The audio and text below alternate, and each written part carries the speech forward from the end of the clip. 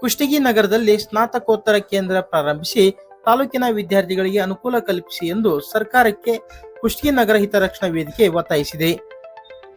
ಕುಷ್ಟಗಿ ಪಟ್ಟಣದ ಶಾಸಕರ ಕಾರ್ಯಾಲಯದಲ್ಲಿ ಸೋಮವಾರ ದಿನ ಸಮಾವೇಶಗೊಂಡ ವೇದಿಕೆಯ ಪದಾಧಿಕಾರಿಗಳು ಈ ಕುರಿತು ಬರೆದ ಮನವಿ ಪತ್ರವನ್ನು ವಿಧಾನಸಭಾ ವಿರೋಧ ಪಕ್ಷದ ಮುಖ್ಯ ಸಚೇತಕ ಶಾಸಕ ದೊಡ್ಡನಗೌಡ ಎಚ್ ಪಾಟೀಲ್ ಅವರಿಗೆ ಸಲ್ಲಿಸಿದರು. ಕುಷ್ಟಗಿ ತಾಲೂಕು 177 ಗ್ರಾಮಗಳು, 36 ಗ್ರಾಮ ಪಂಚಾಯಿತಿಗಳನ್ನು ಹೊಂದಿದೆ. 4 ಹೋಬಳಿ ಕೇಂದ್ರಗಳಿವೆ. 2011ರ ಜನಗಣತಿ ಪ್ರಕಾರ 3,53,142 ಜನಸಂಖ್ಯೆ ಇದೆ. ಪ್ರಸ್ತುತ ಕುಷ್ಟಗಿ ಪಟ್ಟಣ ದಿನದಿಂದ ದಿನಕ್ಕೆ ವೇಗವಾಗಿ ಬೆಳೆಯುತ್ತಿದೆ.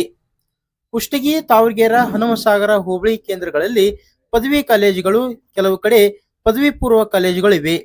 ಪ್ರತಿ ವರ್ಷ ನೂರಾರು ವಿದ್ಯಾರ್ಥಿಗಳು ಪದವಿ ಮುಗಿಸುತ್ತಿದ್ದು, ನಗರದಲ್ಲಿ ಸ್ನಾತಕೋತ್ತರ ಕೇಂದ್ರವಿಲ್ಲದ ಕಾರಣ ತಾಲೂಕಿನ ವಿದ್ಯಾರ್ಥಿಗಳು ಸ್ನಾತಕೋತ್ತರ ವಿದ್ಯಾಭ್ಯಾಸಕ್ಕಾಗಿ ಪ್ರತಿನಿತ್ಯ ಸಿಂಧನೂರು, ಗಂಗಾವತಿ, ಯಲಬುರ್ಗಾಗಳಿಗೆ ತೆರಳುತ್ತಿದ್ದಾರೆ.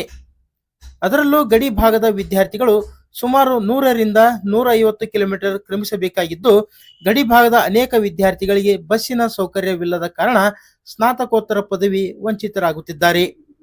ವಿದ್ಯಾರ್ಥಿಗಳು ಈ ನಿಟ್ಟಿನಲ್ಲಿ ಸಾಕಷ್ಟು ಬೇಡಿಕೆ ಸಲ್ಲಿಸಿದ್ದರೂ ಈಡೇರದಿರುವುದು ವಿಪರ್ಯಾಸ.